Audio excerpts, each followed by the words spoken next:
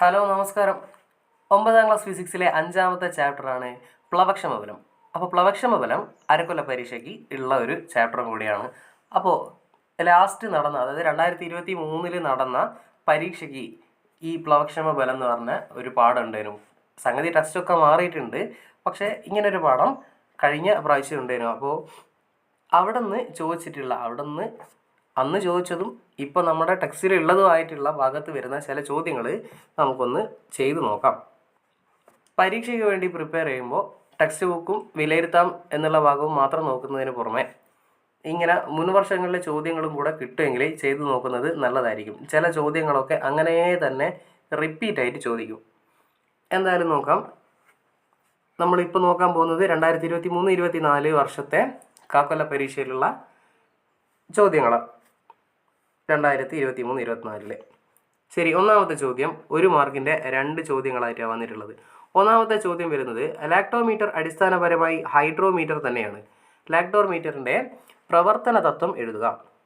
സാന്ദ്രത കൂടിയതും സാന്ദ്രത കുറഞ്ഞതുമായ 2 ദ്രാവകങ്ങൾ തന്നിരിക്കുന്നു. ഇവയിൽ ഏതു ദ്രാവകത്തിലാണ് ഹൈഡ്രോമീറ്റർ കൂടുതൽ താഴുന്നത്? അങ്ങനെ 2 ചോദ്യങ്ങളാണ്, രണ്ടും ഓരോ മാർക്ക് വെച്ചിട്ട്. ഒന്നാമത്തെ എ ക്വസ്റ്റ്യൻ എന്താ വരുന്നത്? ലാക്ടോമീറ്ററിൻ്റെ പ്രവർത്തന തത്വം എന്താണെന്നാണ് ചോദിച്ചിട്ടുള്ളത്. ലാക്ടോമീറ്ററിൻ്റെ പ്രവർത്തന തത്വം എന്താണ്? അത് പ്ലവന തത്വമാണ്. പ്ലവന തത്വം എങ്ങനെ പറയാം? ഒരു വസ്തു ദ്രവത്തിൽ പൊങ്ങിക്കിടക്കുമ്പോൾ വസ്തുവിൻ്റെ ഭാരവും വസ്തു ആദേശം ചെയ്യുന്ന ദ്രവത്തിൻ്റെ ഭാരവും തുല്യമായിരിക്കും. ഇതല്ലേ പ്ലവന തത്വത്തിൽ ശ്രദ്ധിക്കാനുള്ളൊരു പോയിന്റ് എന്താണെന്ന് വെച്ചാൽ, ദ്രവത്തിൽ പൊങ്ങിക്കിടക്കുന്ന വസ്തുവായിട്ട് ബന്ധപ്പെട്ട കാര്യമാണ് പ്ലവന തത്വത്തിൽ വരുള്ളൂ. മുങ്ങി നിൽക്കുന്നതിനെ പറ്റി പറയുന്നില്ല. ശരി, രണ്ടാമത്തെ ബി ക്വസ്റ്റ്യൻ നോക്കുകയാണെങ്കിൽ, സാന്ദ്രത കൂടിയതും സാന്ദ്രത കുറഞ്ഞതുമായ 2 ദ്രാവകങ്ങൾ തന്നിരിക്കുന്നു. സാന്ദ്രത കുറഞ്ഞതും കൂടിയതായിട്ടുള്ള 2 ദ്രാവകങ്ങളുണ്ട്. ഇവയിൽ ഏതു ദ്രാവകത്തിലാണ് ഹൈഡ്രോമീറ്റർ കൂടുതൽ താഴുന്നത്? തീർച്ചയായിട്ടും അത് സാന്ദ്രത കുറഞ്ഞതിലായിരിക്കും. സാന്ദ്രത കുറഞ്ഞ ദ്രവത്തിൽ അനുഭവപ്പെടുന്ന പ്ലവക്ഷമബലം എന്തായിരിക്കും? പ്ലവക്ഷമബലം കുറവായിരിക്കും അല്ലേ? അപ്പോൾ ഹൈഡ്രോമീറ്റർ കൂടുതൽ താഴ്ന്നു നിൽക്കുക എവിടെയാണ്? സാന്ദ്രത കുറഞ്ഞതിലാണ്. അടുത്ത ചോദ്യം വരുന്നത് ഇതാ. ചുവടെ കൊടുത്തിരിക്കുന്നവയുടെ കാരണങ്ങൾ എഴുതുക. ഇരുമ്പ് കൊണ്ടുണ്ടാക്കിയ ഒരു ആണി ജലത്തിൽ താഴുന്നെങ്കിലും ഒരു കപ്പൽ ജലത്തിൽ പൊങ്ങിക്കിടക്കുന്നു. ഒരു വസ്തുവിനെ ഒരു ദ്രവത്തിൽ താഴ്ത്തിയപ്പോൾ അത് അതേ സ്ഥാനത്ത് തന്നെ തുടരുന്നു. എന്ന് വെച്ചാൽ മുങ്ങിപ്പോകുന്നില്ല. രണ്ടിൻ്റെയും കാരണം വേണം. എന്താ കാരണം? ഇരുമ്പ് കൊണ്ടുള്ള ആണി ജലത്തിൽ താഴ്ന്നു പോകുന്നു, പക്ഷേ ഇരുമ്പ് കൊണ്ട് തന്നെ ഉണ്ടാക്കിയ കപ്പൽ എന്ത് ചെയ്യുന്നില്ല? ജലത്തിൽ മുങ്ങിപ്പോകുന്നില്ല. കപ്പൽ അതിൻ്റെ ജലോപരിതലത്തിൽ ഇങ്ങനെ പൊങ്ങിക്കിടക്കുന്നുണ്ട്. എന്താ സംഭവം എന്ന് വെച്ചാൽ, കപ്പലിന് അതിൻ്റെ തുല്യ ഭാരമുള്ള ജലത്തെ ആദേശം ചെയ്യാൻ വേണ്ടി കഴിയുന്നുണ്ട്. കാരണം കപ്പലിൻ്റെ വ്യാപ്തം എന്താണ്? ഭയങ്കര വ്യാപ്തമല്ലേ കപ്പലിന്. പക്ഷെ ആണീൻ്റെ കാര്യം അങ്ങനെയല്ലല്ലോ. അതുകൊണ്ട് വ്യാപ്തം കൂടുതലായതുകൊണ്ട് കപ്പലിൻ്റെ തുല്യ ഭാരം വരുന്ന അത്രയും ജലത്തിന് ആദേശം ചെയ്യാൻ വേണ്ടിയിട്ട് പറ്റും. അതുകൊണ്ടാണ് കപ്പൽ പൊങ്ങിക്കിടക്കുന്നത്. രണ്ടാമത്തെ ചോദ്യം എന്താണ്? ഒരു വസ്തുവിനെ ഒരു ദ്രവത്തിൽ താഴ്ത്തിയപ്പോൾ അത് അതേ സ്ഥാനത്ത് തന്നെ തുടരുന്നു. എന്ന് വെച്ചാൽ താണു പോകുന്നില്ല. ഒരു ദ്രവത്തിൽ താഴ്ത്തിയപ്പോൾ എന്നുവെച്ചാൽ ഒരു പാത്രത്തിൽ കുറച്ച് വെള്ളം എടുത്തിട്ട് ഒരു കാലി കുപ്പിയെടുത്ത് നമ്മൾ അതിൻ്റെ മൂടി അടച്ചിട്ട് താഴ്ത്താൻ വേണ്ടി ശ്രമിച്ചാൽ എത്ര തവണ താഴ്ത്തിയാലും അത് പൊങ്ങി വരുന്നില്ലേ? യെസ്, അതിനെ പറ്റിയാണ് പറയുന്നത്. ഇതിൻ്റെ കാരണം എന്താ സംഭവം ഇവിടെ? ഈ വസ്തുവിലേക്ക് അനുഭവപ്പെടുന്ന പ്ലവക്ഷമബലവും വസ്തുവിൻ്റെ ഭാരവും എന്താവുന്നു? തുല്യമാകുന്നു. വസ്തുവിൻ്റെ ഭാരവും വസ്തുവിൽ അനുഭവപ്പെടുന്ന പ്ലവക്ഷമബലവും തുല്യമാകുന്നത് കൊണ്ടാണ് എന്ത് ചെയ്യാത്തത്? ആ വസ്തു താഴേക്ക് പോവാത്തത്, പൊങ്ങി നിൽക്കുന്നത്. ശരി, അടുത്ത ചോദ്യം.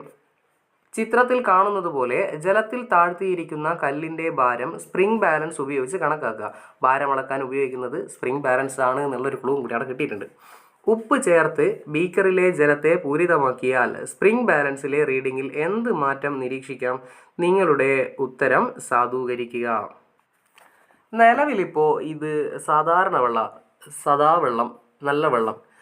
ഈ ജലത്തിലേക്ക് ഒരു സ്പ്രിംഗ് ബാലൻസുമായിട്ട് അറ്റാച്ച് ചെയ്തിരിക്കുന്ന ഈ കല്ലില്ലേ, ഈ കല്ല് താഴ്ത്തി വെച്ച് കഴിഞ്ഞാൽ സ്പ്രിംഗ് ബാലൻസിൽ ഉറപ്പായിട്ടും ഒരു റീഡിങ് കാണിക്കും.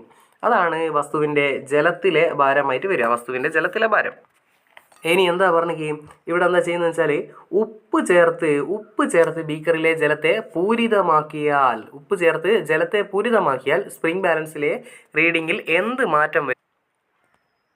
ഉപ്പ് ചേർത്ത് കഴിഞ്ഞാൽ എന്ത് ചെയ്യും? നമ്മുടെ ജലത്തിൻ്റെ ആ ഉപ്പ് വെള്ളത്തിൻ്റെ സാന്ദ്രത കൂടും. നേരത്തെയുള്ള സാധാ ജലത്തിനും ഉപ്പും കൂടി ഇട്ട് കഴിഞ്ഞാൽ ഇവിടെ എന്തായി? ജലവും വന്ന് ഉപ്പും വന്ന്. NaCl അല്ലേ ഉപ്പ്. ശരി, ഈ വെള്ളത്തിൻ്റെ അകത്ത് ഇപ്പോൾ വെറും വെള്ളം മാത്രമല്ല ഉള്ളത്, വെള്ളമുണ്ട്, ഉപ്പുമുണ്ട്. അപ്പോൾ നേരത്തെ ഉള്ളതിനേക്കാൾ സാന്ദ്രത കൂടിയിട്ടുണ്ടാവും. സാന്ദ്രത കൂടി.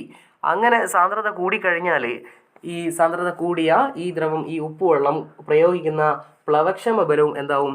പ്ലവക്ഷമ ബലവും കൂടും. സാന്ദ്രത കൂടിയാൽ, ദ്രവത്തിൻ്റെ സാന്ദ്രത കൂടിയാൽ പ്ലവക്ഷമ ബലം കൂടും. പ്ലവക്ഷമ ബലം കൂടിക്കഴിഞ്ഞാൽ എന്ത് ചെയ്യും? വസ്തുവിൻ്റെ ഭാരം കുറയുന്നതായിട്ട് അനുഭവപ്പെടും. അപ്പോൾ റീഡിങ്ങിൽ എന്ത് വ്യത്യാസം വരും എന്ന് ചോദിച്ചു കഴിഞ്ഞാൽ എന്ത് പറയണം? റീഡിങ്ങിൽ എന്ത് വ്യത്യാസം വരും? റീഡിങ് കുറയും. എന്താ കാരണം? ഉപ്പുലായനിക്ക് ജലത്തേക്കാൾ സാന്ദ്രത കൂടുതലാണ്. ഇവിടെ താഴെ തന്നിട്ടുണ്ടാവുക ആൻസർ കീ ആണ്. എന്ന് വെച്ചാൽ ആൻസറിൻ്റെ അകത്ത് വരേണ്ട ചില സ്പെസിഫിക് ആയിട്ട് ഉറപ്പായിട്ടും വന്നിരിക്കണം എന്നുള്ള ചില സാധനങ്ങളുണ്ട്. അതിൻ്റെ ഹിൻറ്റ് മാത്രമാണ്, അല്ലാണ്ട് ഫുള്ളായിട്ടുള്ള ഉത്തരമായിരിക്കില്ല. അപ്പോൾ എഴുതുമ്പോൾ കുറച്ചൊന്ന് നീട്ടി വലിച്ച് എഴുതുക. അടുത്ത ചോദ്യം ഇങ്ങനെയാണ്, ഒരു കണക്കുമായി ബന്ധപ്പെട്ട ചോദ്യമാണ്. മണ്ണെണ്ണയുടെ സാന്ദ്രത 810 kg/m³ ആണ്. ജലത്തിൻ്റെ സാന്ദ്രത 1000 kg/m³ ആണെങ്കിൽ മണ്ണെണ്ണയുടെ ആപേക്ഷിക സാന്ദ്രത കണക്കാക്കുക. അപ്പോൾ ആപേക്ഷിക സാന്ദ്രത കണ്ടുപിടിക്കാനുള്ള സമവാക്യം അറിയണം. ഇവിടെ മണ്ണെണ്ണയല്ലേ, മണ്ണെണ്ണയുടെ ആപേക്ഷിക സാന്ദ്രതയാണ് കണ്ടുപിടിക്കേണ്ടത്. അപ്പോൾ മണ്ണെണ്ണയുടെ സാന്ദ്രത ഹരിക്കണം ജലത്തിൻ്റെ സാന്ദ്രത എന്ന് വരിക. മണ്ണെണ്ണയുടെ ആപേക്ഷിക സാന്ദ്രത സമം മണ്ണെണ്ണയുടെ സാന്ദ്രത ഹരിക്കണം ജലത്തിൻ്റെ സാന്ദ്രത. മണ്ണെണ്ണയുടെ സാന്ദ്രത 810 തന്നിട്ടുണ്ട്. ജലത്തിൻ്റെ സാന്ദ്രത ഉറപ്പായിട്ടും തന്നിട്ടുണ്ട്. എന്തായാലും പഠിച്ചു വെക്കേണ്ട ഒരു സാധനമാണ് ജലത്തിൻ്റെ സാന്ദ്രത എത്രയാണെന്നുള്ളത്. അത് 1000. അപ്പോൾ 810നെ 1000 കൊണ്ട് ഹരിച്ചാൽ 3 പോയിൻറ്റ് ബേക്കോട്ടാക്കി എഴുതിയാൽ പോരെ, മതി. അപ്പോൾ 0.810 എന്ന് വരും. 0.810 യൂണിറ്റ് ഉണ്ടോ? യൂണിറ്റില്ല. എന്താ യൂണിറ്റില്ലാത്ത? മേലെയും സാന്ദ്രത, താഴെയും സാന്ദ്രത. അപ്പോൾ ഇതും അങ്ങ് പോകും. സാന്ദ്രത ആപേക്ഷിക സാന്ദ്രതയ്ക്ക് എന്തില്ല? യൂണിറ്റ് ഇല്ല. അടുത്ത ചോദ്യം നോക്കാം. ഒരേ വലിപ്പമുള്ള PQ എന്നിങ്ങനെ 2 വസ്തുക്കൾ ഒരു ബീക്കറിലെ ജലത്തിൽ പൊങ്ങിക്കിടക്കുന്നു. അതിന് ചിത്രമാണ് കൊടുത്തിട്ടുള്ളത്. രണ്ടും പൊങ്ങിക്കിടക്കാൻ ഫുള്ളായിട്ട് മുങ്ങിപ്പോയിട്ടുണ്ടോ? ഇല്ല. ഇനി ചോദ്യം A, ഇവയിൽ കൂടുതൽ ജലത്തെ ആദേശം ചെയ്യുന്ന വസ്തു ഏത്? B, പ്ലവക്ഷമ ബലം കൂടുതൽ അനുഭവപ്പെടുന്നത് ഏതു വസ്തുവിലാണ്? നിങ്ങളുടെ ഉത്തരം സാധൂകരിക്കുക. അപ്പോൾ പ്ലവക്ഷമ ബലം കൂടുതൽ അനുഭവപ്പെടുന്നത് എവിടെയാണ്, ഏത് വസ്തുവിലാന്ന് പറഞ്ഞാൽ തന്നെ 1 മാർക്കായി. പിന്നെ അതെന്താ കാരണം, എന്തുകൊണ്ടാണ് അങ്ങനെ ഉണ്ടാകുന്നതെന്ന് പറഞ്ഞാലും 1 മാർക്കായി. പരീക്ഷയ്ക്ക് എഴുതുമ്പോൾ മാർക്ക് നോക്കിയിട്ട് അതിനനുസരിച്ച് ഉത്തരം എഴുതാൻ വേണ്ടി ശ്രമിക്കുക. ഇവിടെ നോക്കുകയാണെങ്കിൽ P എന്ന വസ്തുവിനെ അപേക്ഷിച്ച് Q എന്ന വസ്തു കുറച്ചും കൂടെ താഴെയുള്ളത്. രണ്ടിൻ്റെയും എന്ത് തുല്യമാണ്? ഇവിടെ വ്യാപ്തമൊക്കെ തുല്യമാണ്. പക്ഷേ ഈ ചെങ്ങായി ഇച്ചിരിയും കൂടെ താഴോട്ട് ഇറങ്ങി നിൽക്കുക. അപ്പോൾ അത്രയും ഭാഗത്തെ ജലത്തിനെ കൂടെ ഈ വസ്തുവിന് ആദേശം ചെയ്യാൻ വേണ്ടി പറ്റും. കൂടുതൽ ജലത്തിന് Pനെ അപേക്ഷിച്ച് Qന് കുറച്ചും കൂടി അധികം ജലത്തിന് ആദേശം ചെയ്യാൻ വേണ്ടി പറ്റും. അതുകൊണ്ട് നമുക്ക് എന്ത് പറയാം? കൂടുതൽ ജലത്തിന് ആദേശം ചെയ്യാൻ പറ്റുന്നത് ഉറപ്പായിട്ടും Q തന്നെയാണ്. ചിത്രം കണ്ടാൽ മനസ്സിലാവും. പിന്നെ അങ്ങനെയാണെങ്കിൽ ഇവിടെ കൂടുതൽ പ്ലവക്ഷമ ബലം അനുഭവപ്പെടുന്നതും Qയിൽ തന്നെയായിരിക്കും. ഒന്നാമത്തെ ചോദ്യത്തിൻ്റെ ഉത്തരം Q വന്നതുകൊണ്ട് രണ്ടാമത്തേൻ്റെ ഉത്തരം P വരണമെന്ന് നിർബന്ധമൊന്നുമില്ല. അങ്ങനെയൊന്നും എഴുതിപ്പോരുത്. ഒന്നാമത്തേൻ്റെയും രണ്ടാമത്തേൻ്റെയും ഉത്തരമായിട്ട് വരുന്നത് Q തന്നെയാണ്. പ്ലവക്ഷമ ബലം ആദേശം ചെയ്യുന്ന ദ്രവത്തിൻ്റെ ഭാരത്തിന് തുല്യമാണല്ലോ. അതുകൊണ്ട് നമുക്ക് എന്ത് പറയാം? പ്ലവക്ഷമ ബലം കൂടുതൽ അനുഭവപ്പെടുന്നത് Qയിൽ തന്നെ ആയിരിക്കും. Pയിലല്ല.